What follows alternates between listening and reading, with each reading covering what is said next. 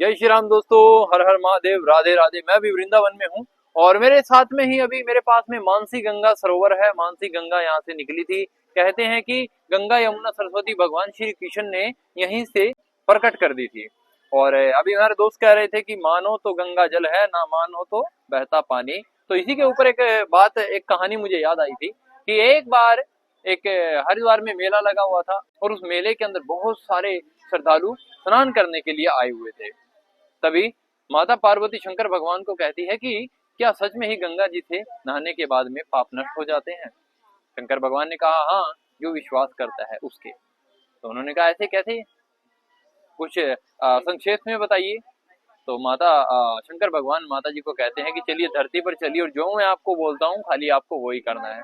अब शंकर भगवान जी गरीब आदमी का रूप धारण करते हैं और एक गड्ढे में गिर जाते हैं और माता जी को कहते हैं कि आपको यहाँ से स्नान करने के बाद में जो भी यात्री आएंगे उन सबको कहना है कि आप मेरे पति परमेश्वर को निकाल दीजिए और ये एक श्रेष्ठ आदमी है, अगर आप इनकी मदद करते हैं तो आपको एक अच्छा वरदान भी देते हैं और शर्त ये रहेगी कि आपने कोई पाप नहीं किया हो तो आप इनको निकाल सकते हैं। अगर आपने कोई पाप किया तो आप नष्ट हो जाएंगे। सुबह से लेकर शाम हो गई, लेकिन कोई भी जो भी व्यक्ति मदद करने के लिए आगे आए और इस शर्त को सुनकर पीछे चला जाए कि भाई हमने कभी तो कोई ना कोई पाप किया होगा, अगर हम मदद करेंगे तो नष्ट हो जाएंगे। अब एक नौजवान साथी वहां से निकलता है और उनसे भी माता पार्वती ऐसा ही बोलती हैं कि मेरे पति परमेश्वर को निकाल दीजिए, वो एक श्रेष्ठ पुरुष हैं और आपको आशीर्वाद देंगे और अगर आपने कोई जीवन में पाप किया तो आप नष्ट हो जाओगे। तो नौजवान साथी ने क्या किया, अपना हाथ बढ़ाया, शंकर भगवान को बाहर निकाल दिया।